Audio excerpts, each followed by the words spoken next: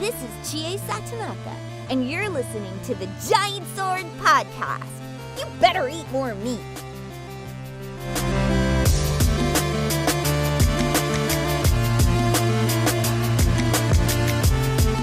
Hello and welcome to this week's Giant Sword Podcast. I'm your party leader, Nick Liddon. To my side are my noble and hairy are Taylor Hoyt. How's it going? Maddie Liddon. What up? And we have a very special guest today, Sean Chiplock. Hello? Hello. Hi. Who's the special guest? I don't know. Maddie. Yeah. Oh, hi, Maddie. Hi, how you doing? Nice to have you here. Thanks. I'm Thanks glad for to be joining here. us, I'm yeah. glad to be here. Yeah. Yeah, thank you. Thank you for having me. No So I problem. heard- I mean, you didn't have me. My mother had me, but I'm not a dad yet, so I can't make that joke. But thank you for inviting me onto your show. You're welcome. You're welcome. That was the story of that is actually pretty funny. Oh, You yeah. want to go into that? The story of how my mom had me? Yeah, that's Yeah, funny that- too. oh, We can go into that if We you can want go to. into that if but you want I to, mean, but no. I don't remember much of it. Well, I got one of my good friends, Kathleen, who's a Trails of nerd, sent me a meme, and it was the Valimar meme where you say, heed my call, Valimar the Ashen Light, and it slowly gets more and more crazy, and you voice acted it. I could not stop laughing for, I swear, 30 minutes. Does she know I wrote that meme? Yeah, she does. No, Okay. I didn't know that at first, and she sent me. She's like, yeah, I like how he's just like, fuck it, I'm gonna write it and I'm gonna voice act it. Suck that. And I'm like, Yeah, wait, that was him. I didn't draw to the artist's credit. I think the artist was someone from the Falcom Discord, the Falcom fan Discord. I didn't draw the different stages of Valimar, but when I saw that, I was like, oh, I'm gonna write something for this. Or we were just discussing it, and like we all threw it together. So, You voice acted it so perfectly. It was amazing. oh, thank you. Oh man. She couldn't stop laughing, and I was like, you know what? I'm just going to ask him to join our podcast. And then Maddie freaked out. It was great. Yeah. I am still amazed that people will like make terrible memes or even just do really good fan art, and they'll be like, I don't know if I should tag Sonic Mega in this. I'm like, are you kidding me? My 3 methods of surviving are eating, sleeping, and posting crap on the internet. So nice. Well, sweet. Now I know. this is Everyone my knows. sustenance. I'm gonna post all the crap. Yeah, that was great. That was pretty funny. Oh man. And you couldn't stop laughing when we were playing PUBG the entire time. We were playing PUBG. Well, first you didn't know what I was laughing at, and I was like, Nick, you got to see this. And then I gave it to you, and I started laughing. hilarity ensued. It's perfect. It was great. It Too bad was we weren't real good. streaming it. What is PUBG? Is it Pickup Battlegrounds or something? Player Unknown Battlegrounds. Oh, okay. I've been seeing a lot of stuff for that recently. Is that kind of like low quality, like open world, I don't know, survival game, whatever it is? It's Battle Royale. But It's not. Okay. It's not really open world. It's like a big battle royale game. Yeah. It's like Okay. Deathmatch. Yeah, it's like 100 people. Okay, so and it then- is like room based where there's like 16 people are put in an area and then Yeah, but And it's it's 100 people put in a an huge area. area. But yeah. okay. Yeah. That's the premise of the game. It's How long do those matches last? 20 to 40 minutes. Yeah. Depends on how fast you die. I mean, It you could could last die 2 within a- seconds if you yeah. just die on Which has landing. happened. multiple? Yeah, but times. like what if there's just 2 people who just want to hide from each other and they never actually go out hunting? So the map is constantly shrinking, so it forces you to do a lot of close combat. Oh, how does it do that? Like how does it determine, does it just say you've hit a wall or what? No, there's like a blue energy shield that starts shrinking, and you can see it on the map. And if you're outside the shield, when it passes you, you take damage over time. And it gets Ah. worse and worse as the time progresses. Okay. So if you want to be very stressful, play that game. It's really fun. Oh, I'm a voice actor. My entire life is stress. Oy, Oh, man. All right, there was actually a lot of news, and Taylor, you have to be doing that. I do, yes. That's so sweet JRPG news. I was Sean, I was looking at your Twitter, and you're actually like pretty into like JRPGs and stuff like that. Like I saw you Dungeon playing crawlers. Demon Games. Yeah. Yeah. I actually literally just you saw this on the Twitter, but I just finished getting a platinum trophy on Demon Gaze. I did which, see that. I honestly should have done much, much sooner. But as soon as I found out that they were going to be releasing Demon Gaze 2 this fall, and I've already done like all of the research on the game mechanics via the Japanese wiki for the game, and I'm actually really excited for it because it's not just, you know, a straight up sequel to the game. It looks like one of the major changes is in the original Demon Gaze, you capture and like recruit demons as like battle aids, but you still have like a created party of, you know, different class roles. But in Demon Gaze 2, if I understand correctly, your party is made up of the demons. So, yeah. That's so intense. there are demons that fill like multiple roles. Like there's one that's an aggressive tank. There's one that's more of a support healer. But it's not like, oh, I'm going to just create a group of people and then have demons as my familiars, so to speak. It is, oh, I'm going to recruit these demons and then I actually put them as the party members. That's pretty cool, yeah. So very Ni no Kuni. Yeah, or maybe even SMT. I haven't played the SMT games, but I know that's actually, that I would say that brings to mind elements of that. It does make me think of SMT. I just wish I liked SMT games or Persona games. Sorry. I'm just not. I'm fine. I can get over I can do fine with the battle mechanics, with the weakness and everything like that. It's just when it comes to the fusion, because like, yeah. I mean, you don't have to do that. You could just catch them and use them, and that's the end of it. Yeah, but like, if you're gonna get into like the post game, it demands that you do like all kinds of mixing and matching to inherit certain skills or certain immunities or certain resistances on specific monsters. And when it gets to that, any game where you need to have a particular team in order to finish the post game it's going to lose my interest. For example, I did Etrian Untold, the remake of the original Etrian Odyssey game, and you can absolutely play it on hard mode or on the most difficult hard mode and get all the way through to the very final post game boss, and that's what I did. But if you don't have a very, very specific team makeup in order to do very specific actions on every single turn, you're going to lose. You're going to wipe at the boss. And it just frustrated me. So, Sounds like Persona 3.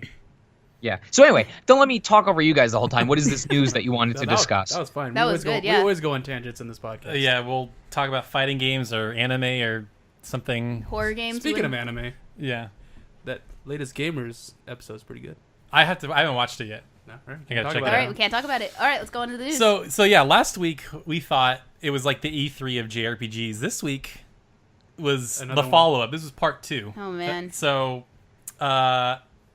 recently they announced. So Maddie called this, by the way. I did not think. I didn't believe her. I'm like, yeah, whatever. I'm Maddie. so proud of myself So for they calling announced Persona 5 Dancing Star Knight and Persona 3 Dancing Moon Knight, and they're. I hate that Persona 3 is Dancing Moon Knight because it means Mishima was in the wrong game.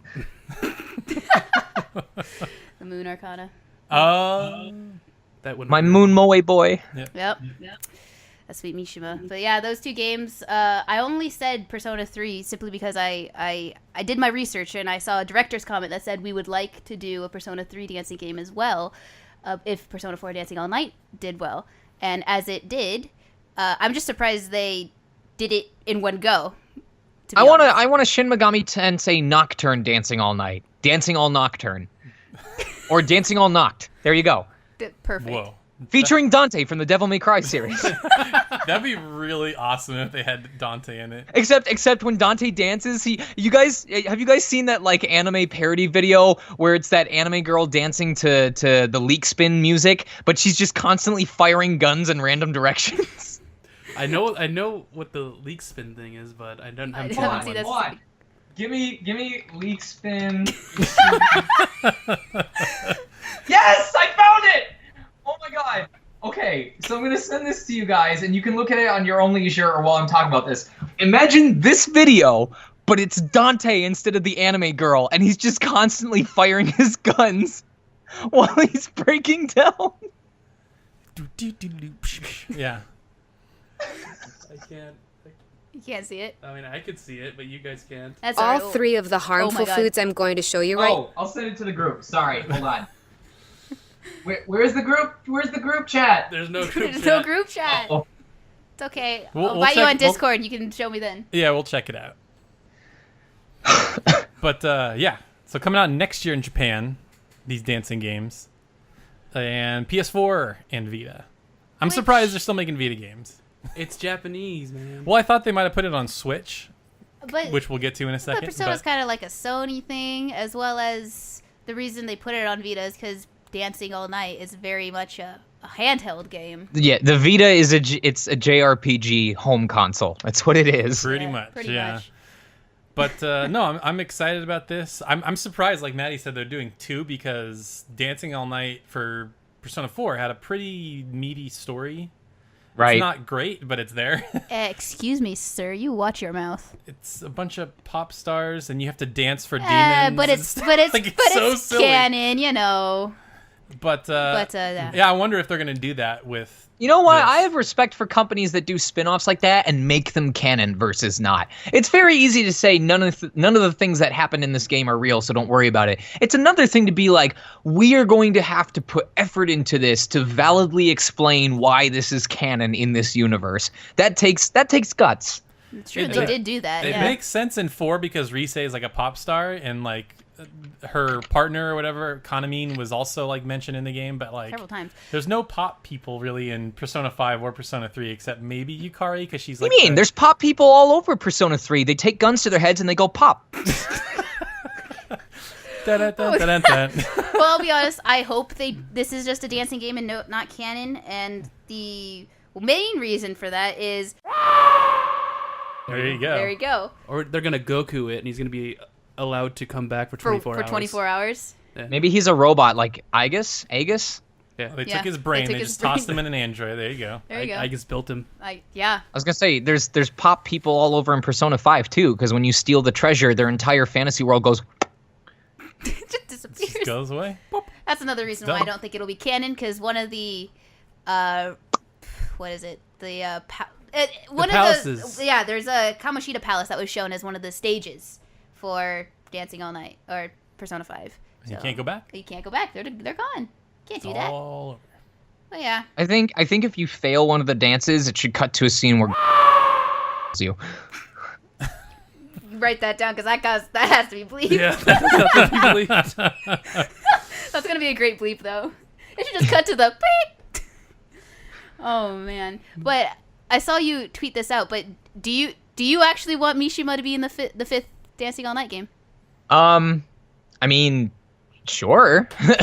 Why People are not? like, well, what I tell people is they're like, well, don't you want Mishima to be in the game so that you can voice him again? And I go, well, it's not a guarantee of anything, because, like, Persona 4 got an animation, or Danganronpa got an animation, but that doesn't mean the game cast came back for it. Yeah, that was really So- weird. Like, what was the deal with that? Well, it's because Funimation got the rights to the animation, and Funimation is obviously going to use their own local talent. Now, that didn't stop a bunch of people from the game going, hey, we'll pay our way to fly out there. We'd love to take part in this, but the only person that they cross-used was Bryce Papenbrook because he's the lead. Or I think he was in the area at the time is what they said. But yeah, so, I mean, same reason like with Trails, there's been rumor mills going around that, if NIS America got East 8 instead of, I think before it was always Exceed, right? Yeah. And they're like, well, what if they get Trails 3? And I go, well, if they do, then they have no obligation to use the same cast. So I will. yeah. I'm excited I will be for so mad. I'm excited for Sen 3, but I'm not making any assumptions about if I'm coming back as Daddy Rain. I might not play the game. Yeah, there'd be riots in the street. If you're not Reen I would and riot. the voice actress who plays Sarah is not in it, no. There will be riots in There these will be cities. riots. Because you guys created those characters. Yeah, your I voice have is- been told that English Rain is very, very different from Japanese Rain. Well, I love English Rain just because, the voice, his character was so mysterious, and I still don't know a lot of stuff, and that's why I'm so excited for Sen 3. But yeah, the voices of those characters. Just a small town boy living in a noble's world. It's true. It's true. He took his 8 leaves, 1 blade, going anywhere. Oh, man. All Oh, right. man. What? Well, I'm hoping, yeah, like, because with the Persona anime, they had the original cast. The only member that didn't come back was Troy Baker, and it was Matthew Mercer who did Kanji. And I think we talked to Aaron about this, and I guess Troy Baker was on his honeymoon at the time or something like that. So it wasn't that he didn't want to do it; he just wasn't around or something. But then didn't he get replaced the rest of the time? He got too big. He was too popular. He was doing like Last of Us and stuff. He's like, JRPGs. My fiance bitterly accepts that would happen with me. We'd be on our honeymoon, and they'd be like, "Hey, this is Nintendo. Can you come back for more Breath of the Wild?" Gone. Back. Please. I'm Already back. there. Oh man. But yeah, so I'm hoping that with Persona 5, they bring everybody back. Because that'd be really weird to just have like a totally new crew. I mean, it depends. It depends on the studio that's doing it. It depends on the company that has the licensing rights. If it's like usually if it's the same studio recording it, they'll push really hard for the same people, especially if they like those people.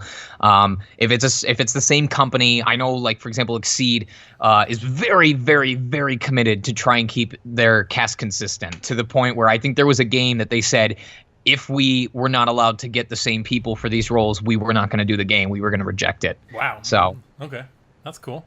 Respect. That's why we haven't gotten shows Crossbell. Is it? No, No, it's not. They haven't even released the first one yet, so there's no reason to. they better. Oh boy. Yeah. All right. I want a Trails of Dancing Steel game so I can watch Machias make sweet, sweet love to his shotgun. Pole dancing on the shotgun. Didn't you want a Trails of Fighting game? Because that'd be awesome.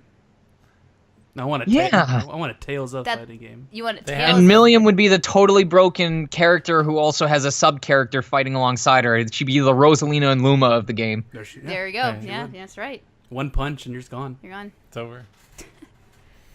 Yeah. All right. Taylor? So next bit of news, more Persona news. Persona Q2 was announced. Yes! I hated Persona Q. So did I.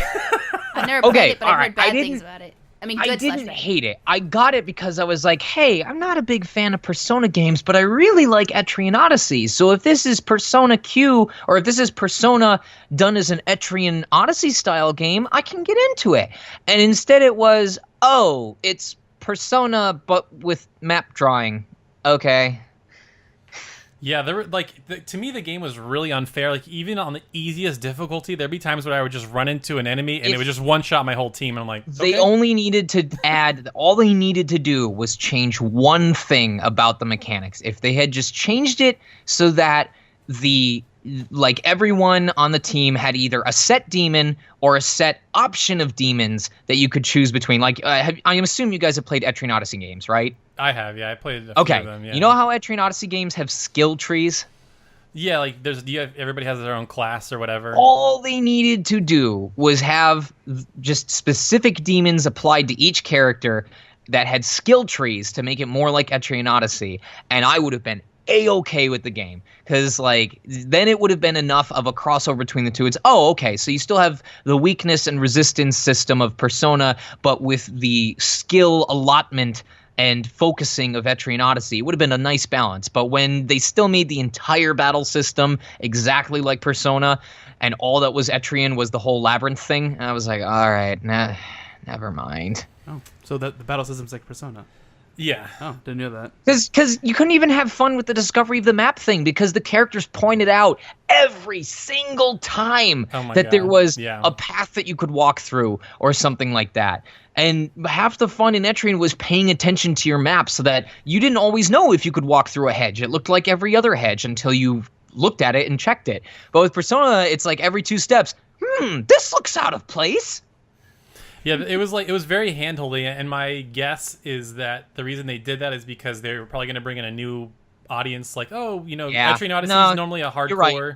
And You're absolutely right, but it was a crossover. It was a collaboration in all the ways that didn't pique my interest. So I tried really hard to work through it, but I couldn't. No, I'm the same way because I liked. I played a lot of Etrian Odyssey 4, and I loved. Yeah, like you're talking about, I can't go through the bush this way, but if I double around, it's like a secret path the other way. Yep. So it was really fun to map out the floors like that. But But this one, Q2, will have like all they announced is that it exists and it's coming to 3DS, and the art was the Phantom Thieves hat or whatever. So obviously, and as long as we're on complain about a Persona game hour right now, the other thing that really bugged me was in Etrian, when you finally overcame and you beat one of the FOEs, they would respawn eventually if you needed to farm items, but at least for a significant amount of time, they were gone. And that was important because it instilled a sense of achievement. It's like, here's this big thing that was making my trek through the labyrinth a living hell, and I beat it, and now it can't bug me for a long time. But the FOEs in Persona Q always respawned the moment that you went out of the labyrinth. So it was like, I worked really hard, and it took all this energy out of me, and I definitely have to go and heal up and go back out to the real world now. But at least when I come back, I'll be able to try. Oh, nope, okay. There again. Gotta redo it. Yeah, hopefully they'll take some feedback and it'll be a little bit more balanced. And I'm curious if it's just going to be the Persona 5 cast, because in Q it was 3 and 4, or if it's going to be all 3 games, which would be crazy. It also don't think it was canon at all because the P3 Pro Tag was there, yeah? Yeah, that is true. And then also another character that dies in Persona 3 was there as well. Oh, wow, that guy? They were both there. So I'm like, well, No, clearly... wait, wasn't it canon because it happened before the timeline took place before the protagonist was supposed to die? No way. Maybe. I don't remember. P4 happens after P3, and if P4 had their personas, then... No, but they make the comment that the P4 people were brought from a different time or brought from the future. Because I've never played it. there's like quote unquote like 2 versions of the game. Like you can play as the P3 protag or P4. So it just depends. All right. Well, Never played it, so I don't know. yeah, I don't really know. I just heard. As they say, if you want to get back to your time, you have to go through your door, and that's why there's 2 separate doors. All right. Well, there you go. So Q, whenever it comes out, I was a little disappointed. It's coming to 3DS because I wanted it on Switch, but also like the map drawing. I don't know how they would do the map drawing if they don't have 2 screens. So we'll see. Maybe we'll figure it out. You just want everything on Switch. I do. I want everything on Switch. Speaking of games on Switch, Dragon Quest Builders 2 was announced like this morning for PS4 and Switch. And I'm very excited because I love the original Dragon Quest Builders. It didn't run great or look great on Vita, and this new one's not coming to Vita. And they added a bunch of new features like gliding. You can have sloped planes instead of just blocks like Minecraft. You can have like slopes. 4-player multiplayer. That's the thing I'm excited about. We all got to play. We all got to play this on Including multiplayer. Sean? Including Sean. Yeah, that'll be Sean, perfect. yeah. The 4 of us will get on our Switches. Yeah, maybe. I didn't want to come because like this is just going to turn into Sean Chiplock acts like a ratchety old bastard for an hour. It's all the games people are excited for, not the ones I'm excited for. I'm like, yeah, but what about Terry's Wonderland? I don't even know what that is. I know, and that's why we can't be friends. Terry's Wonderland was the 3DS remake of Dragon Quest Monsters from the Game Boy Color era. Okay. Yeah, that's sort of like their Pokemon-ish type thing, right? Monsters Joker? Yeah, I never played those, but I'm familiar it started with with Dragon Warrior Monsters, and it came out in Japan, but they never localized it in the West, and I loved the hell out of, which is funny because the fusion system in Dragon Warrior Monsters is pretty much the same thing as Persona, and yet I love Dragon Warrior Monsters a lot. So probably because it's monsters instead of demons, and yes, I make a distinction between the 2. Taylor syndrome right There there. you go. Yeah. Everyone's got their thing. Yep. That's fine. But yeah. Builders 2. No release date, no window, but Sounds cool. It showed off some Didn't we footage. know it was coming, though? maybe. I mean, I think it did pretty well when it came out. So I feel like it was pretty inevitable, and it was like, I only saw 2 minutes of new footage that they showed off. There was like some big Square Enix thing today. They showed a bunch of stuff. Well, you know what they didn't show, though? Final Fantasy Tactics. 2, yeah. Don't remind me, Nick. I'm pretty sure people who would play Final Fantasy Tactics 2 really only want one thing, and that's a yearly re-release of Final Fantasy Tactics. basically. Yeah, I'm waiting for the PC version to be announced. Yeah, just put it on Or was PC. it Tactics Advanced that everyone's crazy about? No, it was well, they made 2 advances, but I think the first one is more beloved. Right, because I think it was Final Fantasy Tactics, Final Fantasy Tactics Advance, and then Advance like War of the Red Lion or something like that. So Maybe I'm thinking the War of the Lions was the PSP like re-release of the original Tactics, okay. and then but it included a character from Tactics Advance, which is weird. Advance 2. Oh, Advance 2, yeah, Luso? Luso. Yeah. Man, I want a Vita port of Sesame Street ABCs from the Nintendo Entertainment System. I mean, I don't know why we haven't got it yet. I mean, frankly, all you have to do is hack our Vitas and you can put it on. I mean, clearly the Change.org campaigns are there. It's like, Nintendo, give us what we want and put Sesame Street on Vita. Nah, Nintendo knows what you want, and it's a third version of a goddamn werewolf. What? Oh, the Pokemon? Yeah, thing? the Doritos Locos Lycanroc. Yeah. Yeah, they showed off some new Pokemon thing for Ultra Sun and Ultra Moon. Like that, I don't know much about Ultra Moon and Ultra Sun because they haven't really talked Not about a lot of people do. Like, we know that there's the Necrozma fusions, just like in Black and White 2 with Kyurem. But outside of that and the new Lycanroc form, we know barely anything. And I'm like, Nintendo, if there's some like major change that people are supposed to be hyped about to make them want to buy this additional version that otherwise has the same exact story, that would be a good time to let us know. Yeah. So it has the same exact story. It's not like Black 2? Well, they haven't really said. That's in my opinion, it's like, oh, so it's like remaster or like a re-release of last year's game just with a few like, even if it was being put out on the Switch, that would probably convince a lot of people to buy it just because, a Pokemon game, a mainline Pokemon game on the Switch, but it's still for 3DS, so I don't know. Yeah, because the rumor forever was Pokemon Stars, and that was going to be like the third version, and it was going to be on Switch, but that clearly was wrong. So, God, I hope you guys saw like I don't even know the term, but the fan betrayal that was felt on Twitter when they hyped up the Pokemon Direct, and it was just for Ultra Sun and Ultra Moon. oh my God, there was so much salt. The fact that day. the extra Pokken characters were coming out. Yeah, I remember that. People were so mad. They were so certain that it was going to be Stars on Switch or whatever. Yeah, weren't they like, and this is the Pokemon game you want on Switch, and it was like Pokken DX or something like that? Yeah. Oh my gosh. And they added like a couple new Pokemon, like the Owl Ninja or whatever. I forget his name from Sun and Moon. Sidgewai. Yeah. I don't know. I gotta finish Sun. I got pretty far and I never finished it. I wanna go back. I've and only beat that. finished one Pokemon. Red and Blue, And baby. it was Pokemon Red. Oh no, 2. Red and Yellow. Red and Yellow. I mean, if you play one Pokemon game, you play them all, so it's fine. Basically. Thank you. It was funny because I played Red and Blue, and then I hadn't played a Pokemon game until X and Y came out. I'm like, oh, this is like the same game. It just looks better. They even had at some point you straight up get the choice to pick between Charmander, Squirtle, and Bulbasaur. I'm like, it's literally the same game. Great. I knew I was starting to burn out when I played X and Y, and it would just happen that between work or whatever else I was doing, I would do like that battle maison that's like a quarter of the way through the game. And then I would battle all the people, earn some money, and then I would go get distracted by something. By the time I came back to the game, it would have refreshed, like for the evening crowd or whatever. So I would just constantly end up battling at the battle maison or whatever the little mini training area was. My Delphox was level 100 before the 5th gym.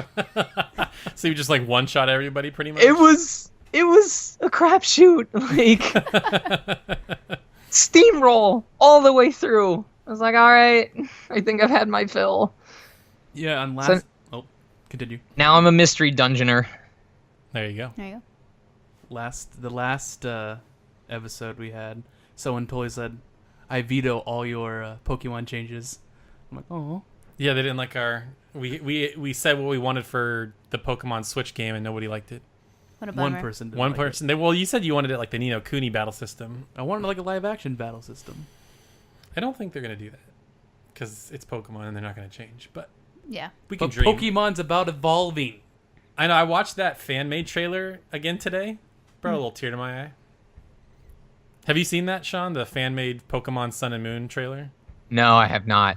It's really short, but basically it's like it shows a kid. He's like playing the trading card game, and he's playing it on Game Boy.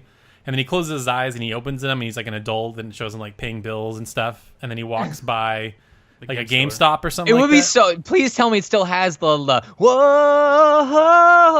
like music in the background from the original advertisement, where it's just trying to make it look uplifting, but you just see him completely despondent, sitting at his desk job, contemplating suicide. I wish it was that like opposed, but it was more like just very like minimalistic piano. They were trying to hit you in the feels. It's just like you hear the overlay of the voiceover. It's like, this fall, and it just shows him in his kitchen looking down at something. Take yourself. He's looking down at a bottle on a brand new adventure. It's LSD. Pokemon LSD and Pokemon meth. Or it's just like a whole bottle of sleeping pills. I mean, The grand adventure. yeah, the grandest of adventures, some would say. Oh my gosh! All right, I got a couple more pieces left. So this next piece, I kind of want to ask you a question, Sean. You might have some interesting insight. But so Dragon Quest XI released on July 29th. It's already sold 3 million copies in Japan, and it's already the best-selling PS4 game. Wow, ever. everyone living in Japan bought 5 copies each? Yeah. Pretty much. Yeah. It's amazing how that series has like not evolved much, but people just eat it up. A lot like Pokemon. It's true. In fact. But the really weird thing is Dragon Quest XI does not have any voice acting in... I thought you were going to bring that up. I was literally about to say, yeah, I remember them saying something about how, in keeping with the spirit of the series, they don't plan on having it voice acted. So here's something I found out today. I didn't know this, but apparently Dragon Quest VIII did not have voice acting in Japan, but when it got localized to North America, they did voice acting for it. So my question to you is, do you think for the Western release of Dragon Quest XI, they'll add voice acting? I have no idea. I mean, funny story, when I was doing the auditions for Breath of the Wild, based on the vague info I was given, it sounded to me like it was going to be a Dragon Quest game based on like the accent that they were looking for and the character names that were being used. So I was like trying to search up these code names and like try and figure out anything about this game, and I couldn't. But for the longest time, I was convinced it was for a Dragon Quest game. But I don't know. I don't know if they plan on doing it. The funny thing is that when it comes to like the voiceover industry, most often what I know is the same exact thing as what everyone else knows. And anything, the only time I'll usually learn about a game is if I'm allowed to audition for it or I get audition sides for it. And if I don't get them, then I don't know. And if I do get them, I'm not supposed to talk about them. So, yeah. Fun. There you go. Yeah, no, I've heard that stuff is very secretive when it comes to recording. They don't tell you the name of the game. Everything's a code name, and then you don't find out until... That's kind of part of the issue behind the SAG-AFTRA strike that's going on right now is, yes, it's fine if when you're auditioning for it, if you don't know what it is, because even if you're not cast, obviously they don't want you saying like, oh, I know that such and such is in production. But when you are cast, it's kind of important for you to know what you're working on, because, you know, if I'm recording for a Legend of Zelda game, the atmosphere just as a foundation is going to be different from a Fallout game or a Batman Arkham whatever game. And so knowing what I'm actually working on will help me be able to adapt to whatever the director's guiding me with so that I can give the best performance possible. Yeah, no, that makes a lot of sense. Yeah, because even in movies, like when they are cast, they tell them what it is. But it seems like games, and I don't know if it's like this whole culture of trying to keep it a secret until it's announced or whatever, because like all the time you'll hear about it's fear of lost sales, because at its core, companies have very specific timelines for when they release information. Either it's a specific date because they know that not a lot is coming out at that time, or it's because they want to slowly leak info out over time to continue keeping it relevant in people's minds. So even one leaked bit of info can completely spoil the news bomb, excuse me, so to speak. And that's why they're so secretive about it. The problem is that some of them are super, super secretive to the point of like, even when you've already signed documentation saying that you can be sued and have, you know, the lost sales taken out of your paycheck, they don't want to risk it because they're like, oh, well, the amount of sales we could lose, no person would be able to pay. No one individual could afford. So even after you sign the documentation, they still won't tell you anything because it's just too much of a risk, or the potential consumer impact of their news releases is too important to them to jeopardize. That's really crazy. Yeah, because I remember, Ubisoft is pretty infamous for everything leaking. Like, I remember the guy that played Marcus for Watch Dogs 2. Like, he just randomly posts one day on Twitter, he's like, yeah, I'm going to be in Watch Dogs, and, like, the game wasn't even announced yet. It's like, good job, dude. Apparently, I got hacked by Watch Dogs. It's about hacking. It was all a ploy. Yeah. That just happened today. Android 17's voice actor just announced that he just finished recording the lines for Dragon Ball FighterZ. Oh, and Android 17 hasn't been announced yet? Yeah. Oops. Whoa, that's a leak. So also that must confirm that it's going to be in English. Not that we didn't think it was going to be, but like so far it's only been in Japanese. Even when it's like a foregone conclusion, like you're not supposed to talk about it. Like, I know someone else who's voicing in Fighters, but yeah. So wait, you know Sean Chiplock? Are you telling me he's going to be Goku? Is that what you're telling me? No, it's actually a new person. They called him Jaleel White. Oh, okay. So Sonic's in the game. Got it. Sweet. Kamehameha, Tails! I mean, he basically already turned Super Saiyan, right? I mean, That's yeah, true, yeah, he does. He does. Yeah, Gold Sonic is that. Okay, so this next piece I thought was really crazy. So remember that we talked about a couple weeks ago, that Dot Hack remaster thing? Mm-hmm. They're adding a fourth game that has never been released. They're like adding a brand new fourth game in the collection.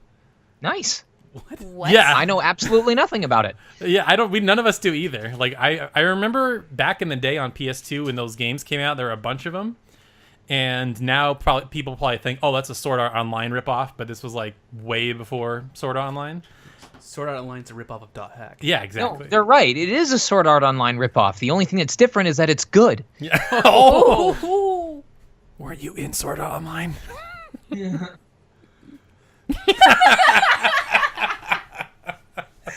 Yes, but I realized, but I hated it so much that I killed myself off after the first episode I showed up in. People think, oh, he died because he was too greedy and wanted to get the treasure. No, I knew what I was doing. I picked that. I just wanted that one paycheck, have it on the resume, and I'm out of here. Watch, if you find the audio file of me going, finally, freedom, and you put it over the lip flaps from Diabell, it will match up perfectly. Whoa. Somebody get on that. Some internet sleuther is going to do this right now. Get on it. Okay. So, anyway, I just thought that was interesting. It's pretty crazy. It's in, they were showing some screenshots. It looks like a PS2 game, but they're just like adding more stuff. So that's 4 games for in one $50. collection. Yeah, not bad. It's like 200 hours of game right there. Jeez. Yeah, knowing Nick, that's more like 500 hours because he takes forever. I'm sorry. I have a problem, okay? You gotta talk to every NPC, Yeah. collect everything, explore everything. Well, you get your money's worth. Yeah. All right, and then the last small bit of news, I don't think any of us really care, but somebody listening might. So they announced a couple release dates for some 3DS RPGs. Monster Hunter Stories comes out September 8th, and Yokai Watch 2, Psychic Spectres, comes out... Wait, is Monster Hunter Stories the spin-off game where you have monsters fight for you? Yeah, you fight with You're the anime What? boy, and you do like turn-based battles, yeah. with your monsters? Yes. Oh my god, instant purchase! All right. You understand, the easiest way to sell a game to me is to have animal companions that fight alongside you. I never actually played it, but I bought Fantasy Life not because of the gameplay or even because of the trailer, but because for a 2-second clip in the trailer, they show a black cat fighting enemies in front of you, and it shows that he's part of your group. And as soon as I saw that, I went to the shop and I bought it, and then I never touched it. It's a really good game, though. So there's one game that you need to try. It's called Jade Cocoon. Yeah, oh, yeah. Dude! Oh my god, you actually... Wait, Jade Cocoon 1 or 2? One is the only one we've played, yeah. Oh my god! Was that a frustrated or? Yeah, because Yes, I didn't know it's that was two. extreme frustration because no one in my life knows about Jake-Cocoon 2. I know. I mean, we Jake- know about it. I just never played I it. never played it. Oh my god. Like, Jake-Cocoon 2 is like, it is the embodiment of everything. It was monster raising, it was turn-based fighting, the voice acting was more Saturday morning camp cartoon, but each of the characters had these distinct styles, and it wasn't bad. It was really good for its time, and the reason why it sucked is because it was a departure from Jake-Cocoon 1, because I know in Jake-Cocoon 1 you are the guy who's fighting and you fuse whatever into yourself, but Jake-Cocoon 2 was an actual like Mon-Call game, and I would have my laptop open and I had like this entire like 35-page self-written guide on what order I need to do things and what order I needed to fuse monsters into the other monsters to get them the skills and the special techniques that they needed, and I could go at length about Jake-Cocoon 2, but no one will ever care because no one has played it except for me. All right, so gotta get So Jade Jade Cocoon Cocoon 2. 2? Add that Play to that? the list. I mean, Monster raising, monster I fighting. always I never really heard anything about Jade Cocoon 2. Like, no one's ever talked about it. Yeah. So I thought it was like, a really bad sequel. Apparently not. But it's like Valkyrie Profile 2. It's totally different than Valkyrie Profile 1. Well, also it came out. I mean, Jake-Cocoon 2 was on PS2, and there were like so many games on PS2. Yeah. Like, there was, God, especially like there's a ton of JRPGs too. There's like a couple Final Fantasies, 6 dot hack games, 2 Kingdom Hearts. I mean, there's just so many that probably just And a got lost partridge in a pear. When did Jade Cocoon 2 Remember a time when there were only 2 Kingdom Hearts games? it was a simple time. And then we Pepperidge Farm remembers. Yeah. And then we waited for 3. We're still waiting for 3. Like when they announced Dancing Star Night, Dancing Moon Night, it was like, is that a Kingdom Hearts subtitle? Might as well be, right? Square Enix subtitles. Really. Duodecim and yeah. Yep. It's like, is this part of like a Justice League haiku? Dancing Star Night, Dancing Moon Night by Green Lantern's light. I'll finish this fight.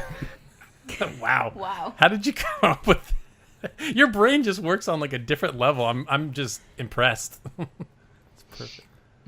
Very quick-witted. I can't keep up with that. I'm just like yeah. Processing that still. Is that the end of the news? Just real quick, so the Yokai Watch 2 Psychic Spectres was September 29th. I thought Wait, Yokai so Watch September 2 8th came out a and long 9th? time ago. Yeah. So last year it came out. There was the 2 Yokai Watch 2. This is like the Pokemon Yellow This is of the that, third if you will. Yokai Yeah. Watch 2? Yeah. Makes sense. Yeah. Oh, great. Since I bought both versions, I guess I can just buy the third one and play that like I should have done at the start.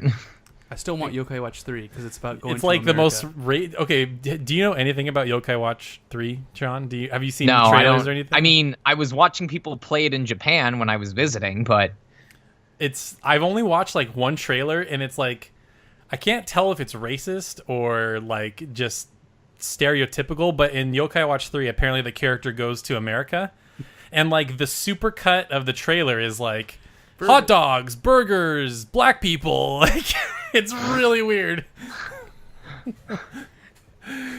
So I'm sure they're not going to do that when they're not going to make it that obvious when they release it here. But that might be the best sold one because people are like, oh yeah, I know New York. Or, maybe they'll go the route they did with Pokemon. It'll be hot dogs, hamburgers, purple people. Yeah, yeah. there you go. Like Mr. Popo. 4 Kids, These Mr. are Popo. pancakes. These are hot dogs. Or what does he say? Can't wait to get a fresh steamed onigiri. No, that's a jelly donut.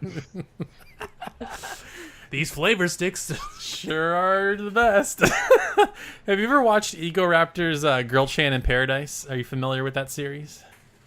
Hey, what are you doing? Wait, that's Stickly Man. No, that's it. No, that's it. Yeah. That explains everything. Yeah. I like how he did the Stickly Man. I will have to use the Hatsumatsu Batsu Daksu technique. What? The Hatsubatu Matsu Datsu technique. Oh, boy. Hey, Stickly Man. What are you doing? Pan Pan fell on you. He's a good bear. I know where that's from. Yeah, you know Stinkle Man. I know you're the guy, but I want to be the guy too. No way. You're just a kid. Maybe when you're older. Jeez. And everybody turn the podcast off right now. And that came out when I was like 8th grade. Wow. My favorite website to visit is Faku.com. Did you see the trailer for the new Robot Chicken? The No. new season? No. They had like a Strong Bad segment where like everyone was killing the people in Strong Bad, Whoa. like guns and everything, and it Yeah. was actually animated Strong Bad. Like it was actually Whoa. Flash. Like all Whoa, Flash? really? And I was like, crazy. what? They allowed them to do these to their characters? Or they brought him in and did a collaboration? Yeah, but still. Oh, they'd let him do that? Yeah, that's pretty crazy. Maybe they get res at the end. I don't know. They're like, nobody's been on our website in 10 years. Give us money, sure. Whenever they release something, it's always a huge event. Yeah. Oh man. All from that Stickly Man thing. We went on a tangent. Yep. Anyway. That's the news. That's the That's news. the That's the news. news. News segment done. All right. Time for You some. have to do it like Rick. And that's the way the news goes. Okay, now my mind just thinking of Rick and Morty now. Done. Rick, I don't think we should keep interrupting people's interviews. Shut up, Morty. No. I'll do what I want. All right. Oh man. So, All right. We gonna do it? no, not right now. Not yet. It's what we've been playing. You've been playing Zelda. Mm-hmm. You've been playing Sky 3. Sky 3. And I've been playing Cold Steel PC again. And we don't have to talk about those games. No, because we've talked about them so much already. Yes. And Sean, have you been playing anything recently? You just beat a thing, remember? Well, You platinum it. I have to figure out. I'm currently just blowing through the New Game Plus on Demon Gaze to see if anything special happens, but I don't expect that to take more than like half a week at most. Afterwards, I really should go back and finish Star Force 1, Mega Man Star Force 1. But I also need to finish the post-game dungeons in Pokemon Mystery Dungeon Explorers of Sky. And from there, as long as I complete those two things, it's a question of what I'm going to fill my time with leading up to the release of Demon Gaze 2. I could focus on 100%ing Ever Oasis, but the post-game is so freaking tedious that I just couldn't bring myself to do it anymore. It was fun. It was fun as a game, but when it comes to like perfect finishing it, it's not worth it. So, yeah, Star Force, Explorers of Sky. What is the other one I was really, really banking on? Those are the only two that are on my mind right now. Are you looking forward to Etrian Odyssey 5 this fall? God, yes. Although I would have been more excited if I had had the chance to do voices for it, because everyone and their mother knows or is going to know pretty quickly that my new goal, I should say, I'm always setting goals for myself, but when I hit them, I need to set new goals. So my new current goal for myself is that I want to voice a main party member in a dungeon crawler game, something like Mary Skelter or Etrian Odyssey. Or failing that, if I can at least be one of the voice options, like when the games let you set the male voice option for your character from like a list of 30, if I can be a couple of those, so that even if I'm not a main party member, I can still be the voice that someone plays whenever I'm attacking enemies. There you go. That's a good goal. That actually leads into a question that I had. Well, that was one of our questions, yeah. Oh, not that. It's just like, do you play the games that you voice act in? Okay, so the answer to that is no, but not for the reason that you think.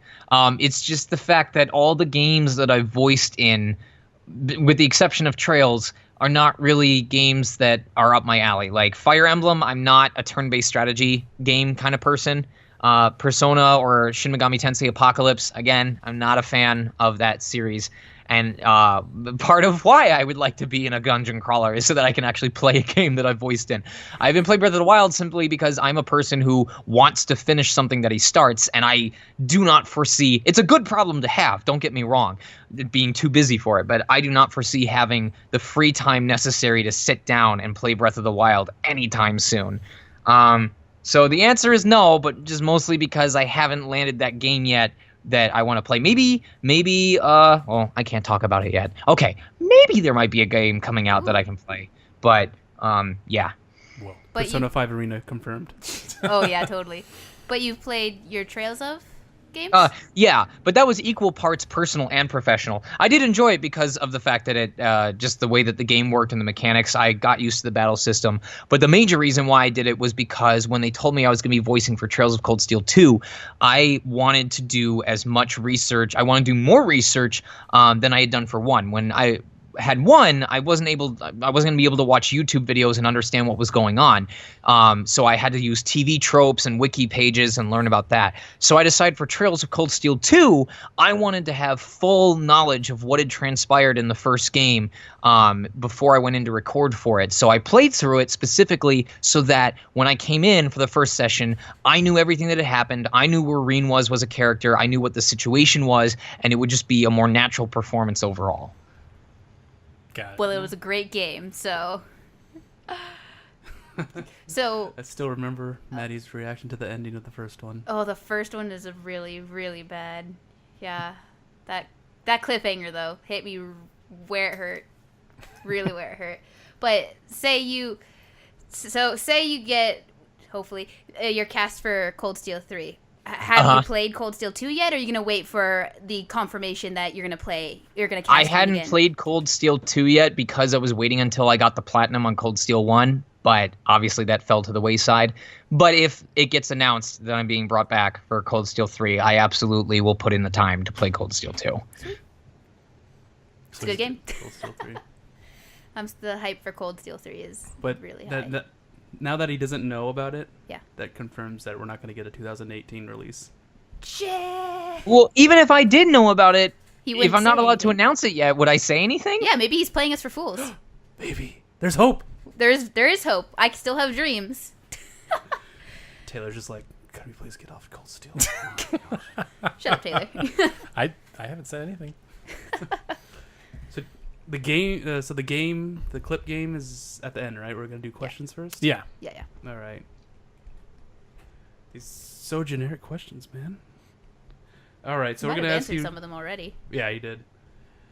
Except this one. What made you pursue a voice acting career? Oh man, I tell this story every time, and the time changes every time. So I make it a game to be like, figure out how many different times I've given. So it was December 29th, 2006, at approximately 3:13 in the morning.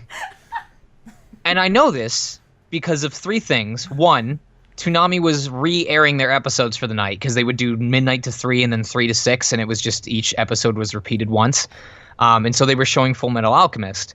And I know I was up that late because, 1, I was a high school student. That's what high school students do when they have no direction in their lives. And also because Neopets had just reset for the evening because I was on the East Coast. And I needed to do I need to get my daily tombola. Fuck you. So no, we played it. That's the funny thing that I played the heck out of that. Everyone knows that daily, the daily neopets.com with all the dailies, and it would tell you which games were currently the easiest to get 1,000 Neo points on 3 times a day. Yeah, just a couple. So I was doing that, and I was getting increasingly pissed off because Adult Swim was constantly airing advertisements for their website, but they were doing it you remember that weird oversaturated color with the really sketchy, slightly overweight guy who's like adultswim.com. You don't remember?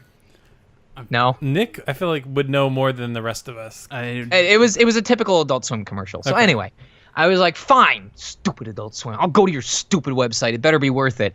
So I went to it, and I clicked around for a bit. And at one point, I get to... You guys remember the MTV Behind the Music videos that they would show, where it would be a music video, but then they'd have little factoid bubbles pop up? Yeah. Yeah, uh-huh. Telling details about the singer or the song or the studio and stuff like that. Mm-hmm. So they had something like that for an upcoming episode of Trinity Blood. I think it was episode 22. I don't know. But it was the same way, where it was a clip of the episode or a clip from the episode, and these little bubbles would pop up from time to time, and clicking them would open up additional details, things like info about the characters or little snippets from posted from the creators. And one of them led to a video of Troy Baker in the studio to record for Able Night Road. And so I watched it, and I just see this guy, this nobody named Troy Baker, standing in a studio, and you also see the screen with Able Night Road on it, and you hear the beeps, and he starts talking, and the character on the screen is moving their lips. And they're not applying any special effects. It's not like they're making him sound like a monster at that time or adding like echo as he does it. He's just talking. He's just doing his voice. And Abel is also talking, but it's the same voice at the same time. And what is this? And my brother and I had already been kind of doing that before then, because like when we would play games like Bomberman 64, The Second Attack, I know you guys have played that one, right? Obviously. Mm-hmm. Yeah. Who's Bomberman's partner in that game? Nick? Bomber. I didn't woman? say anything. Get the hell off of your own show. So I'm a anyway, PlayStation man. Playing Bomberman 64 The Second Attack, and we'd do voices for each of the boss characters when they would have their little impromptu meetings in between each stage. So, but that was the first time that it had really hit me that voiceover was the thing that existed, that people did. And at the time, it was a much more immature interest. It was, oh, I can be loud and obnoxious and crazy and people will pay me for it? Sign me the frick up! But now it's more professional because it's like, I can go on all these like weird adventures or like do these things that just aren't possible in the real world, and I can have fun and get paid for it. And it's really exciting to be able to share my passion in a game or a franchise with people who are also big fans of that franchise. But that was the moment that something actually clicked in me, that I saw something that I legitimately had interest in. And I clung to it for dear life, because prior to that, like, I'd been doing well in high school, but none of the subjects had really, really interested me to a degree of I want to pursue this going into college. So voiceover was that saving grace, that, I have something that I can actually put my time and effort to now that isn't MapleStory. So that's where it grew from there. So shortly after that, on January 1st, 2007, I made a stupid little folder, or no, it wasn't stupid. I made a folder called Audio Recordings, and at that time, I used a desktop microphone that was $1.69 from Amazon.com, and Windows Sound Recorder, the primo recording editing program. And I just started doing dumb voice stuff, and I just kept at it, and through my mentor picking me up from Newgrounds and taking me to the voice acting club. And I can send you guys like a mini text file of, it was basically a condensed version of my voiceover history. But that's really what got the ball rolling for me. Yeah. Cool. That's cool. It's a cool story. Cool story, bro. Cool story. And memorizing that much like detail of that night, it's pretty awesome. I think you might have made some of that up. It's pretty significant to me, yeah. Yep. Cool. All right. Oh, he sent me the file. Oh, nice. Wait. Oh wait, that was Big Tits Brazilian Midget. Don't look at that. Oh god. Oh boy. Okay. So That was a mistake. I only saved small breasts. So what was/is your favorite role? I answered this for an interview the other day, and I don't really have a favorite role, and that's not a cop-out. It's, well, okay. The short answer is I can't tell you because the role hasn't come out yet. Oh. And the problem with that is, if you were to ask me a year from now when those roles have come out, okay, now what's your favorite role? My answer would probably be, I can't tell you, my favorite role hasn't come out yet. But the reason for that is because the long form answer is, I don't think there has ever been a role that I have auditioned for, and I specify that because there have been roles that I have just been cast for without having auditioned, and I'm not going to say that I think I did a perfect job in all of them, but I don't think there has ever been a role that I auditioned for and was cast for that didn't hold some sort of significance, even if it varied from project to project. So, for example, Diabel, in terms of performance, you can compliment me on it if you want, but I know that it was still earlier on in my professional career. But it was the first time that I was a named role in an anime, much less one that was airing on Toonami. I was on a network like channel for people to watch in households. That was a big deal. Zank from Fairy Fencer F is a perfect example of a character where I was just allowed to go completely ham with it.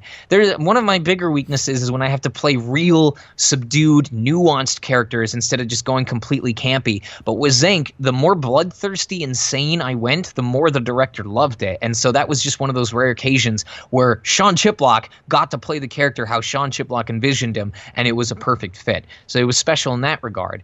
Breath of the Wild is special, not necessarily because of how popular the game is. I actually made. Have any of you seen that really long Facebook post I made when the game came out, like reflecting on the audition process for it? No, I don't didn't think see so. that. Oh, give me like 2 seconds. I'll finish the question. Just hold on. Warning, long post ahead. Sean Chiplock. Man, this is important. Don't make fun of me for this. I would probably write a big post too if I was in a Zelda game. So let me see if I can find it. There we go. Wait. Yes. Okay. It wasn't the Facebook link. I wanted the Facebook link, but I'll go ahead and send this. So yeah. So that was important to me because all three of the characters provided some significance. Rivali was a total dick to me in the studio. I came in with a very, very solid idea of what I wanted to do for the character, but it didn't line up with what the higher-ups wanted, and so we had to adjust, and that's fine. That's part of the business.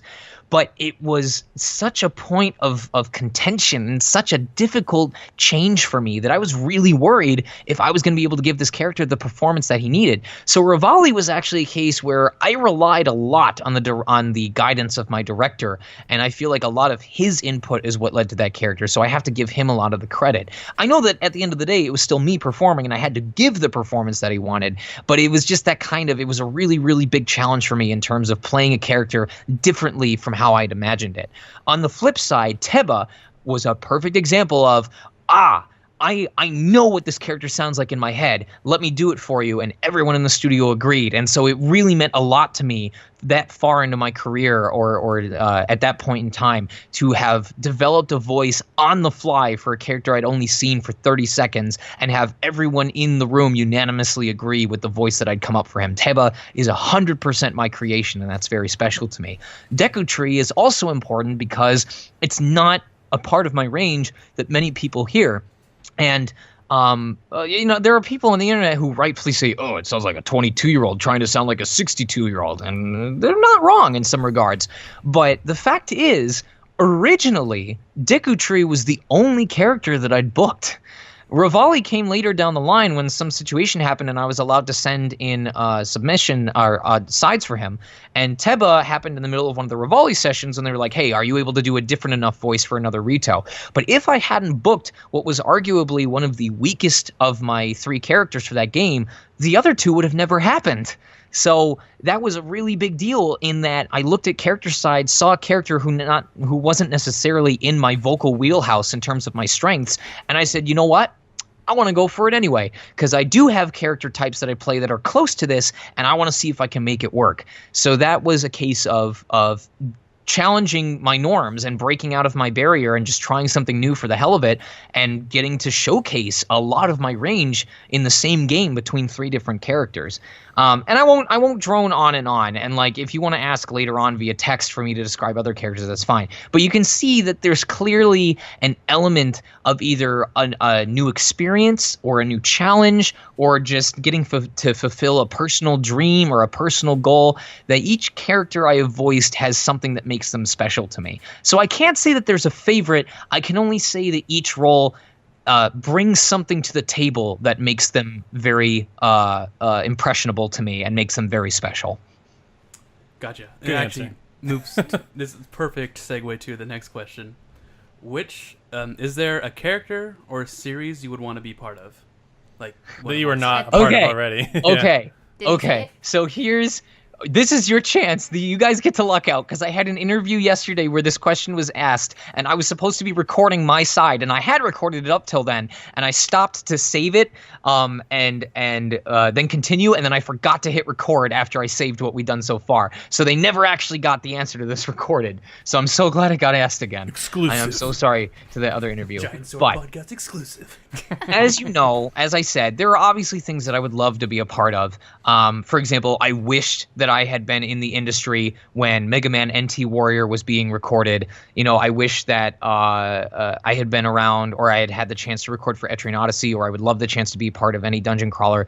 But the way that the question had presented me then was like, if the magical voiceover genie says you can be part of any series, what would it be?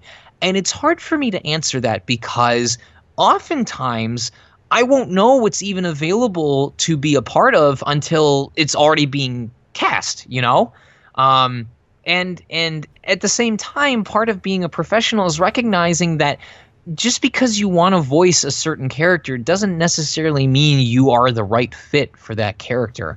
There are plenty of my peers who may be better for certain character archetypes, and it almost begs the question of, if I were to get cast just because I wanted to be X character and not because I'm a good fit for them, am I risking hurting the overall game quality or ruining that character's potential performance because I was selfish in wanting to voice them for myself?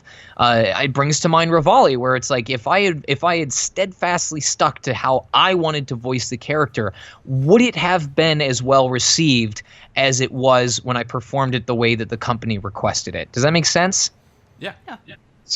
So it's hard for me to answer that, because yes, there will be things where it's like, oh man, I really wish I could voice Pat and Ray from Mega Man Star Force. But at the end of the day, it doesn't do the body or mind good to dwell on that, saying, oh, I wish I could be a part of this. I wish I could voice this character. I want to voice in this series. Because then, ultimately, if it doesn't happen, which it won't 95% of the time, because you may never get audition sides for it, and if you do, so did 700 other people who all really, really want that role. So my focus instead is to do the best that I can for the auditions that I'm given, and when I book a role, I want to do everything that I can to do the best job at that role, which is why I would go as crazy as looking up TV tropes on Trails of Cold Steel, or why if I book a gig in an anime, if it's a big deal, I'll watch the entire anime series so that I understand what's happening in the scenes as they're being recorded in the studio. Because to me, it doesn't matter how badly I want to voice a character, or rather how much I want to voice a character. If I then do a subpar job, it's out there forever, and anyone who watches it is going to see it. So I would much rather just focus on, when I book the roles that I book, doing the best job that I can, so that anyone who goes back and sees my roles, will not think, oh, he didn't really put his effort into it. He didn't really care about the role. So yeah, my answer to that, ultimately, the too long didn't read of it is, there's a lot of things I want to be a part of, but I don't think about it. I just approach it as I get the auditions, and when I book roles, I do my damnedest to make sure it's one of my best performances ever. Nice. What is the character you have the most fan out for? The character I have the most fan art for? Yeah. Probably definitely Rivali and Teba. I think there's a couple different reasons for that. One, just because the game is so popular. Two, because they have such distinct personalities, and I imagine it's the same way as with Urbosa and Daruk and Yunobo. It's just that I get all the Rivali and Teba fan art because those are the characters that I voiced.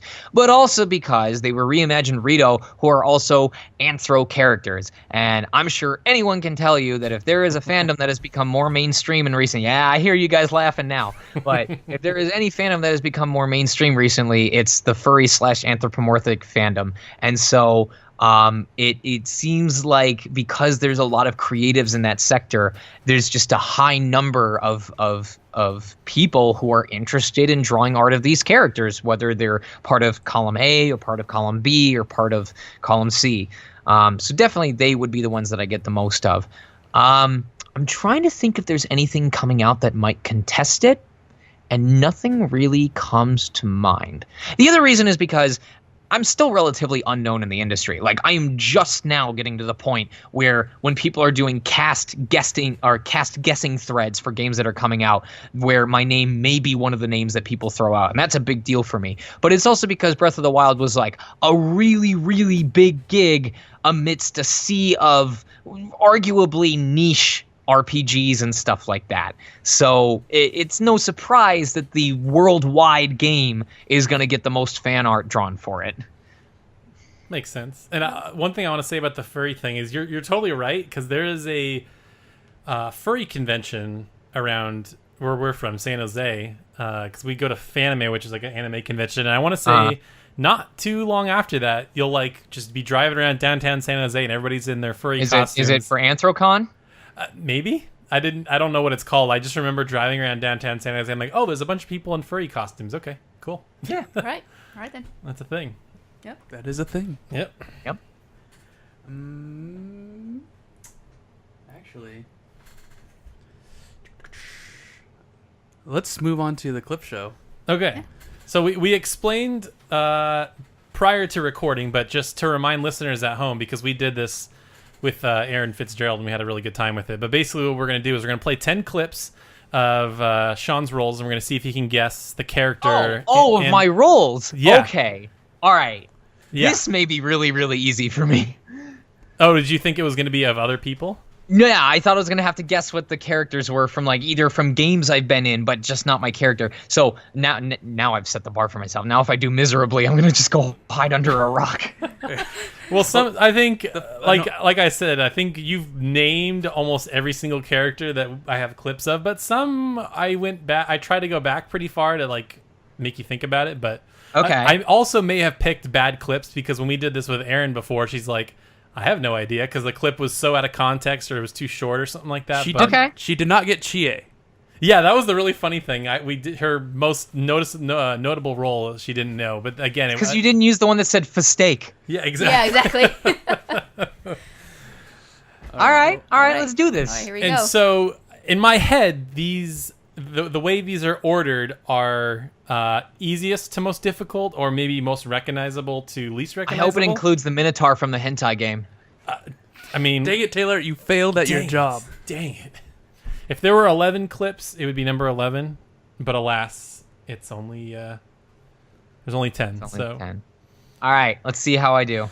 Are you gonna go in order? No, I'm not doing them in order. Okay. Why? We're not doing them in order, though. No, because Mix it up. I want to mix it up. Well, I put them in a specific order for a reason. Do you want me to do it in order? Yes. All right. I don't want to blow at anyone's ears, so here we go. Yeah, we haven't tested this. If this is really loud, then I'm very sorry. Okay. John Cena! What? Nobody everyone messes with, to the famous world-renowned Mishima, hero. Persona 5. It's the rank 10 scene. You helped me realize something important. Heroes aren't This heroes is like the because they're longest clip, famous, Taylor. You already got it. because I know they I did. fight for other people. Yeah, like I said, that was the easiest. No, No, he- you freaked me out right there, Sean, because right when I pressed play, you did the John Cena thing. Yeah, I'm like, that was not a clip. All right. I thought Nick pulled a fast one on me. I watch that scene regularly on YouTube, not because of any egotistical reasons, but because I'm so proud of myself for doing such a heartfelt scene so well. There are very few occasions, there are more now as I get better and better, but early on there were very few occasions where I would listen to a role I did and be like, I did a good job on that, or I did that really well. But that scene, like when I saw it, I was like, I gotta show my mentor, because holy shit, like, that was me. That was me doing that in a Persona game. It's so... So I was really happy about that. And Mishima, I think, is a really interesting character in that game, because he has an interesting arc. Like, I feel like at the beginning, like when you're first starting to get to know him, everybody's like, oh, fucking Mishima, can you just get out of here? But by the time you get to know him, it's like, oh, like, he's got like a cool story, Yeah, you know? You're my bro, Mishima. Yeah. Yeah. And it's kind of a little bit attached to me, because I know that his big character arc is that he's envious. He wants to be known, and he kind of latches on to those around him who are doing more popular things. But he slowly comes to realize that the best way for him to make a name for himself is to just put his own effort into it. And there was a time in my career where I operated off of a very heavy sense of jealousy around the roles that people were getting that I wanted to play. But now that I've learned to just focus on doing the best that I can do, it's a lot better. just in general, both mentally and professionally. Nice. Awesome. All right. Next Hey, clip. Next clip. Bottom line, we won. Fair and square. I'd suggest you surrender yourselves. That is definitely Reen. I want to say it's from Trails of Cold Steel 1. Yeah. Yeah, Yep. that is. Because he still had that hint of, in Cold Steel 2, I was much better at just being a person instead of being an anime protagonist, but you can definitely hear the projection in the voice of someone who's trying to be confident in Cold Steel 1, so... Yep. Wow. You didn't ever notice that? I didn't. Well, I was also young in my JRPG career when I was playing that game, but now I totally hear it. Wow. That was good. All right, clip number 3. These cameos are killing me. That is Frog and Toad from the Epic Adventures of Frog and Toad. I remember it was from the same author that did the Berenstain Bears. Yes, he was a personal favorite. No, that's Fresh from Killer Instinct. And that is probably the only quote I will ever get sick of hearing. Good stuff. Funny story about that. When I was recording for it, as you may know, when he does his taunt, he does like a pseudo rap to like the pause screen theme from the original Battletoads. Yeah. And when they recorded for it, they said, "All right, we're gonna here's the music. We're gonna have you listen to it. Okay, we're gonna play it this time, and we just want you to ad lib like some beatboxing to it." And so I did like a solid minute of beatboxing, and it devolved from like original beatboxing to like air guitar, and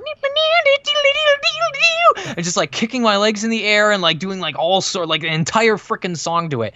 And so after a minute of this, I stopped, caught my breath, and I went, "Was that enough, or do you guys need more?" And they said, "Actually, we had what we needed after the first 10 seconds, but you were so into it, we just wanted to see how far you'd go." That's awesome. How is voice acting for a fighting game? Because you gotta... Very stressful. Very, very stressful on the throat. Because you are doing like 20 different iterations of strong punches and charge ups and stuff like that. So you definitely have to know how to take care of your voice. All right, clip number 4. It's you. Deku Tree, Legend of Zelda, Breath of the Wild, the first time that Link comes to get the Master Sword. Better late than never. After Like, 100 after you were years, talking I've about, you're nearly describing the given Deku up Tree, I'm like, hope oh, you're on gonna get this one seeing really you easily. 'Cause I like how you know specifically what part of the game it's from, too. It's also because it's the only voice I've done professionally that goes below this tone.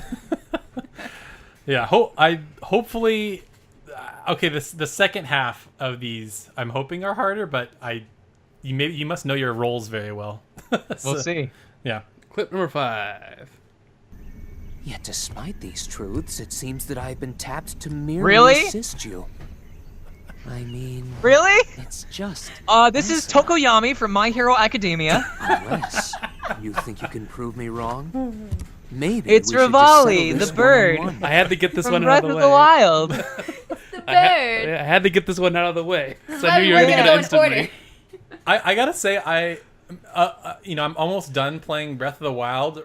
Rivali, of all the voiced characters, is the only one that stands out because he's like such an asshole. The Link. This is so stressful for me. So, like, I recognize that I did a good job. Like, even my Yeah. mentor said, this is probably some of your best acting or your best performance I've ever heard in your career thus far. But to this day, I can't fully grasp what about the performance makes it so good. Like, I'm still trying to figure out what the nuance is that people like so much, and how it was different from my original idea. So I'm still learning. I'm still studying him. I'm still watching those scenes. And if they end up doing, because I know that they've already leaked that like certain versions, like the French voice actors are already doing the recording for the DLC, I think it is. So if they end up doing the English localization, and obviously if they bring me back, I hope that I can hold on to that understanding and manage to do a good job the second time around. But yeah, Rivali continues to be frustrating, but that's just who he is, and that's why I love him. I think it might also. I think it's a combo of two things. I think it's a good performance, and two, I think the way it flows in the game itself is interesting. Yeah, make no mistake, you are working with limitations. Like, there are people who are like, these characters sound like they're just doing run-on sentences, and sometimes it's because we have to, like, I think Rivali was the easiest, because when he talks, his beak just opens and closes. But for any character that makes, like, vowel sounds with their mouths, the localization team has to edit the words to match those lips so it doesn't sound weird. You can't be doing an E when they clearly have an O sound going out. So Rivali, there was a lot of cases where we had to fit the words in within a very specific timestamp. So for what limitations I was working within, I do agree that I think a very solid job was done by everybody, honestly. Well, because too, he's like, you're making your way through the Divine Beast. He's like, oh, you did one. I'm surprised. It's like, dude, fuck you, Rivali, get out of here. Yep. So, yeah. Clip number 6. Is this number 6 we're going on to? Yeah, Number 6. Number 6. I believe in bold simplicity. Let's work together on our Kiyotaka Ishimaru, educational when he introduces crusade. himself in Danganronpa, trigger Happy Havoc. Wow. You're very good at this. Aaron was like, I don't know. It took her a while to remember. Well, it Aaron all. also has voiced a lot more roles than I have. That's true. That's true. I mean, if you go to my BTVA, I'm in like 34 different characters. So like, no matter who you pick, like even if we assume that every single character is on the table, that is still a 1 in 3 chance that I'm gonna know who it is instantly. This is also just a good excuse to discuss the roles. Yeah. Just to like get some insight into. Yeah, I hope you don't mind that I'm going off on like a 5-minute tangent after each of these guesses. No, this is great. Yeah, all the insight that we can get is good. Number 7. Number 7. We even fought alongside each other sometimes. Alas, That is that was before my Shimigami untimely Apocalypse. death. Now I have no place to call home. You may be a child, Keeps going. but I hope you can appreciate How long this is this? honor. That would have been harder if you had found. I wish there had been a way for you to get the audio without the ghostly effect, because that is the Yeah. only character that has a ghostly effect.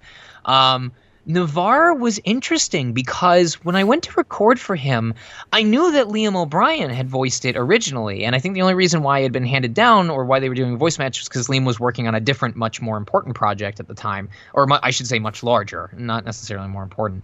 But I was very concerned because Liam was one of my inspirations. When I started the career, I was like, hey, if I could have the range of Kari Walgren with the intensity that Liam O'Brien can have, or the nuance that he can have, then I will book all kinds of work. I won't have any trouble in the industry, or rather I won't have any trouble finding my place in the industry. So I was really nervous about if people were gonna be like, oh God, I wish they'd brought Liam for this. But I guess people really liked what I did as Navarre. They were like, obviously it wasn't Liam, but Navarre was his own character, and you really brought a sense of who he was to the table. So it turned out better than expected.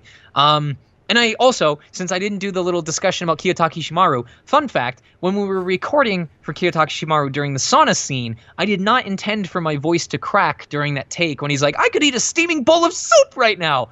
But as soon as that happened, the director said, all right, we're good on that line moving forward, and they refused to let me retake it. They were just going to keep it in. And so that was an unintentional voice crack, and they trolled me by keeping it in the finished product. Nice. Nice. I bet that happens all the time where it's like, oh, that I didn't mean to do that take. Like, nope, keeping it. It's gold. I mean, again, depends on the project, depends on the director, depends on the studio. All right. Number 8. Zank from Fairy Fencer F.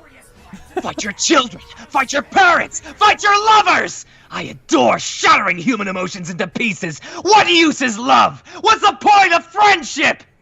It's a good question. I don't know. That is a good question, but I think Persona answers that. Oh, a doddering old man pleading for mercy. You shall fight next. You had fun with that That's role, a good didn't role. you?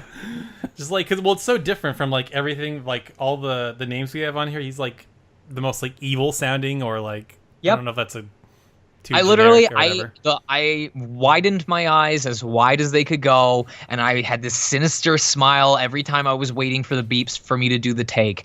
That was Zank is pure Chiplock doing his thing. That is Nice. the continuing example of if you put a script in front of me and you let me just go balls to the wall on it, that is what you get. Sweet. All right. Number 9.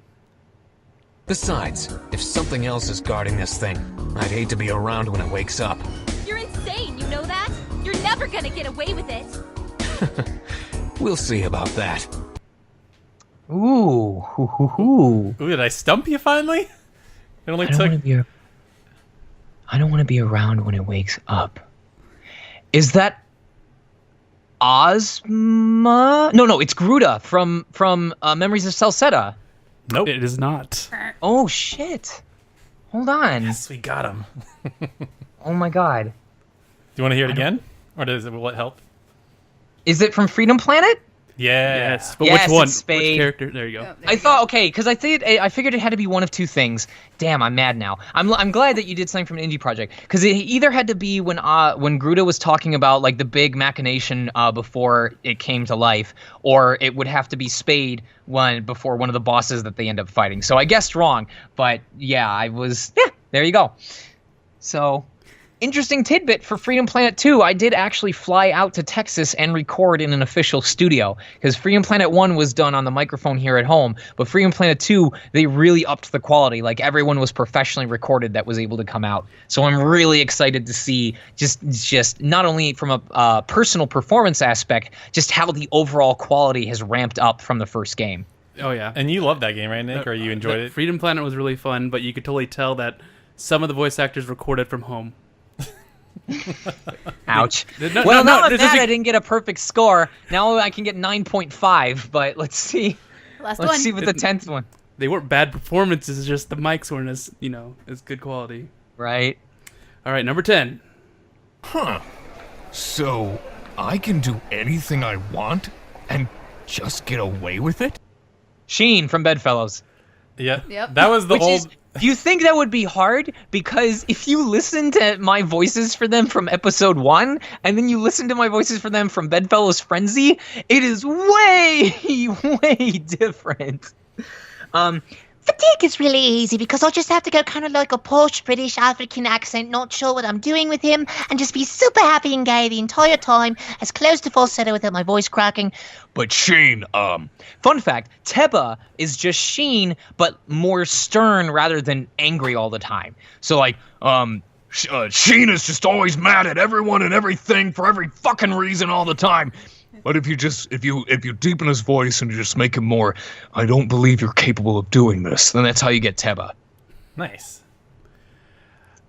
9.5. Yeah, but it's just like I can't see how people do that with their voices because I'm really bad with my voice. Oh.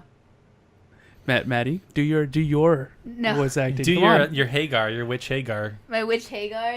That was supposed to be somebody from Tales. Yep. Yeah. Miss Moggy Lou, please don't hurt me again. I like it. Thank you. Tales of Berseria. And to do that really well. Thank you. I'm proud of that one. Well, you got one wrong, which is pretty. 0.5. 0.5, yeah, I mean, 0.5. That is I'm not gonna be able to sleep tonight. I hate myself. No perfecto. Speaking of Freedom Planet, I've been waiting for Freedom Planet 2 forever. Does it have a release date? I don't think so. You think I'm allowed to talk about it? Well, No. I'm asking Nick, but yeah, I know you're not going to tell me, but Yeah, I remember one of the questions on Twitter asked about Freedom Planet, and you answered it like already on Twitter itself. cool. Well, that was fun. Yeah, you know your roles very well. Oh man, yeah. We should have a follow-up interview like if you ever remember, like 5 years from now, and see if I remember them all then. Because like maybe once I have a lot more under my belt, it'll be harder to distinguish. But I don't know. Maybe if I'm this crazy about all of my roles later as I am now, it may not make a difference. Just all stick in your head. Because each has a special attachment to you. Yep. Well, if even that Minotaur, even that Minotaur. Even that Minotaur, yes. You screw those Egyptian goddesses, Minotaur. I believe in you. If you're not Reen in Cold Steel 3, that's what you should do. You should find, because I know I've been in at least like close to a half dozen now. For the next time we do this, you have to find an audio clip, just an audio clip of just me moaning, and you have to have me guess which hentai game it's from. We'll get 10 clips of you moaning or grunting, and we'll be like, all right, guess character. Have fun guessing. Yeah. Oh my god! That's right! Just wait until I'm like in 10 not safe for work games and then just have me distinguish all 10 of them. Or it could be like grunting from when you're rash, like, or something. Just slide in one that's not from a porn game and see if I figure it out. Yep. Or just do like a really crazy. Oh my god! My turn. You should do that. Call it porn or fighting game. Fighting or fucking. That'll be it. Try to It get. doesn't even have to be roles that people did. Just be like, we're gonna play these clips, and we need you to guess if it's from a fighting game or a game where you fuck people. That's genius. Because there's an online game called is it from porn or giving birth, and it's pictures of the mother's face, and you have to guess if she's in ecstasy or if she's passing out a kid. Wow. And it's harder than you think. Yeah, you'd think like, oh, if it's giving birth, she's all sweaty, her hair's all messed up. But Wait a second. what? No, just it's the same thing. Oh yeah, exactly. Whew. Wow. That was fun. A long episode of that. Oh man.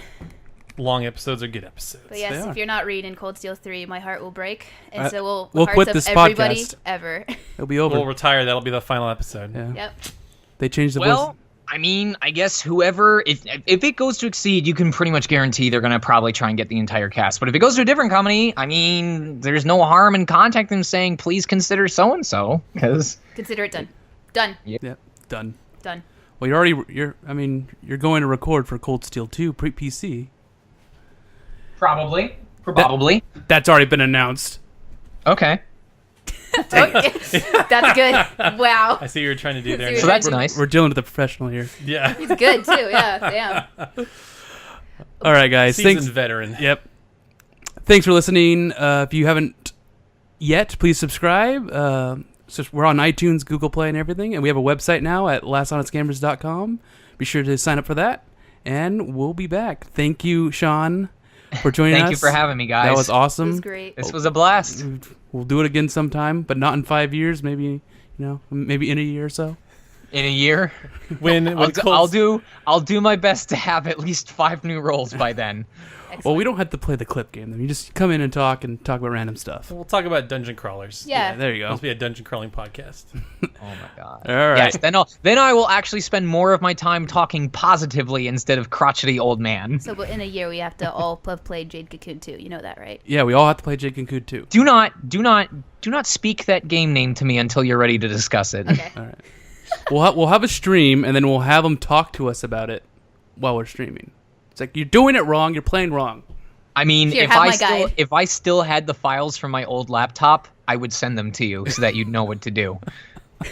So you got to look for those files, and then I'm just They may be on there. I don't know. I'd have to fire it up, but I don't know. All right, guys. Thanks for listening, and we'll see you next week.